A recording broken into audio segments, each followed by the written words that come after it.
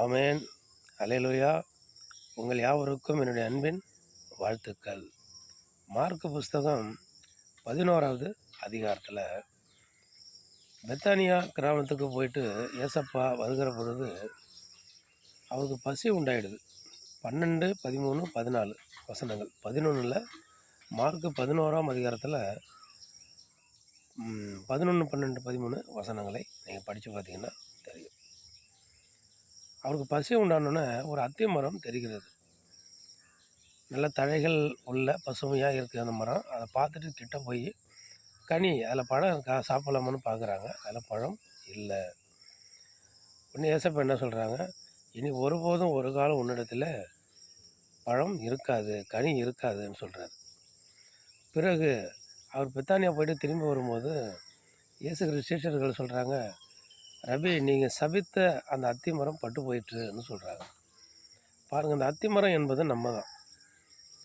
தேவ பிள்ளைகளாகிய இயேசு கிறிஸ்துவை விசுவாசிக்கிற நம்ம எல்லாரும், ஏற்றுக்கொண்ட நம்ம எல்லாரும் அத்தி மரங்கள். அத்தி மரம் கனி கொடுக்கணும். அவருக்கு பசி ஆகாரம் சாப்பிட்டா பசியாரும். அவர் கனியை போய் பார்க்குறாரு பசி நேரத்தில். அப்போ இன்னொரு இடத்துல ஏசப்பா சொல்லியிருப்பாங்க, என் தேவனுடைய சித்தத்தின்படி செய்து முடிப்பதே எனக்கு போஜனமாக இருக்கிறது அப்படின்னு சொல்லியிருக்காரு. அப்போது அவர் பசி எது? நம்ம அத்திமரமாக இருக்கிறோம், ஏசப்பாவை ஏற்றுக்கொண்ட பிள்ளைகளாக இருக்கிறோம். நம்மளிடத்துல கனிகள் இப்போ இருக்கணும். பிறருடைய பசியை ஆற்றுகிறவர்களாக நம்ம இருக்கணும். ஏன்னா நம்ம அத்திமரம். பிறருடைய பசியை ஆற்றுகிறவர்களாய், பிறருடைய பசியை போக்குகிறவர்களாய், கர்த்தருடைய பசியை ஆற்றுகிறவர்களாய், தேவனுடைய பசியை ஆற்றுகிறவர்களாய் ஒவ்வொரு தேவ பிள்ளைகளும் நம்ம இருக்கணும்னு சொல்லி விரும்புகிறாரு.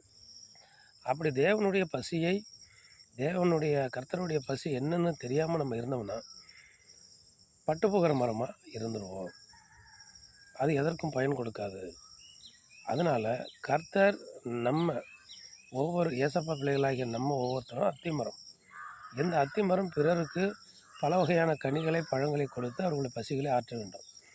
அதே போல் நம்ம ஏசப்பாவுக்கு, ஆண்டவருக்கு கனிகளை, நம்ம பழங்களை கொடுத்து அவர்கள் பசி ஆற வேண்டும். பசி ஆறினா ஒரு திருப்தி உண்டாகும் தேவனுக்கு, நம்ம மேலே ஒரு விருப்பம் உண்டாகும். இன்னும் இந்த மரத்திற்கு என்ன பண்ணுவார்? அத்திமரமாகிய நமக்கு சுற்றிலும் எருவு போட்டு நமக்கு நீரூற்றி இன்னும் நம்மளை வளர்ப்பார். அத்திமரமாகிய நம்ம இன்னும் துளிர்த்து தழைத்து பசுமையாக நம்ம இருப்போம். ஆமேன். அல்லேலூயா.